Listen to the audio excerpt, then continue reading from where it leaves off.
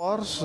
հնարք է կատարվում։ Սերժ Սարգսյանը Al Jazeera ընկերությանը ասել է, որ իր վարչապետի մեջ լինելու հարց, վարչապետի պաշտոնը զբաղեցնելու հարցը կախված է 2017 թվականի խորհրդարանական ընտրություններից։ Ինչ է նկատի ունի։ Ինքը նկատի չունի, որ 2017 թվականի ապրիլից հետո դառնալու է վարչապետ։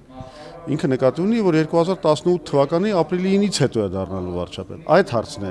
նա դնում կախվածության մեջ ընտրությունների արդյունքից։ Բնականաբար 2017 թվականին ինքը հանգիստ, ամբողջ հանրապետական կուսակցությունը հանգիստ կարող է խոստանալ, որ վարչապետ լինելու է Կարեն Կարապետյանը։ Այսինքն ինչ է ստացվում։ Եթե ամեն ինչ գնում է Սերժ Սարգսյանի սցենարով, ստացվում է, որ Կարեն Կարապետյանի ֆիգուրը օգտագործվում է 2017 թվականի ապրիլի ընտրություններում արդյունք գրանցելու համար, բայց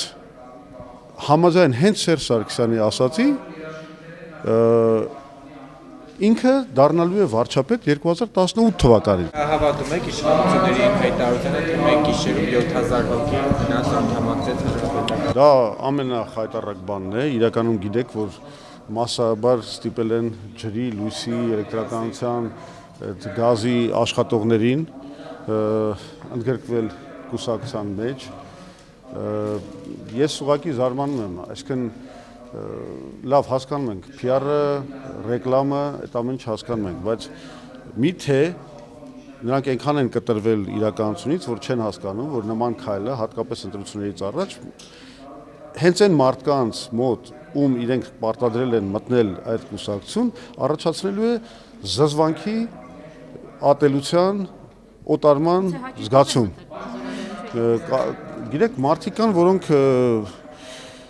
ասենց ասեմ, բռնությունից հաճույք են ստանում, հետո Նաև տեղեկություններ կան, որ ինչպես է գնահատում այն հայտարարությունը, որ Հայաստանում արդեն գեղեցիկ են ապրում մարդիկ եւ շուրջօրյա ջրամատակարարում կա հոսանք կա շուրջօրյա, իսկ մնացած լավ բաները կա։ Գիտեք, ես արդեն նկատում եմ, որ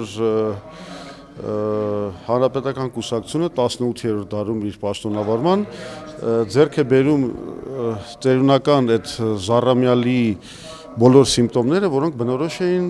KPSS-ին արդեն 70-ական, 80-ական թվականներին։ Ինչ է դա նշանակում։ Եթե հիշում եք, հայտնի այդ պրիպիսկաների պատմությունը, երբ որ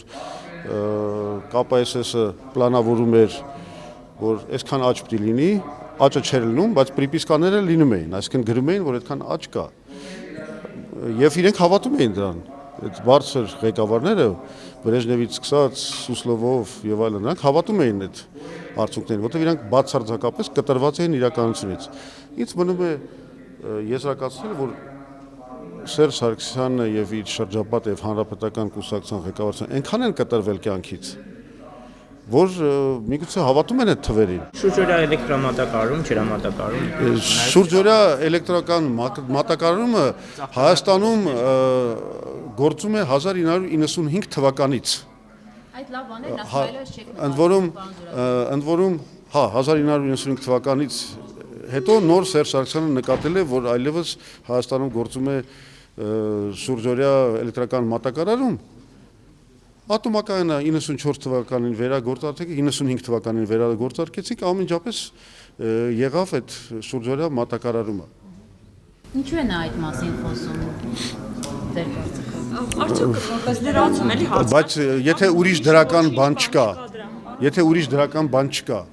ինչի մասին խոսի։ Փոխվել է հանրապետականը, ասում եք։ Հանրապետականը դարել է շատ ավելի քաղաքավարի, հա։ Տեսնենք ինչքան տեսնենք այդ իրենց հանդուրժողականությունը եւ այսպես ասեմ մի քիչ վերամբարձ այդ վերաբերմունքը ինչքան երկար կտևի։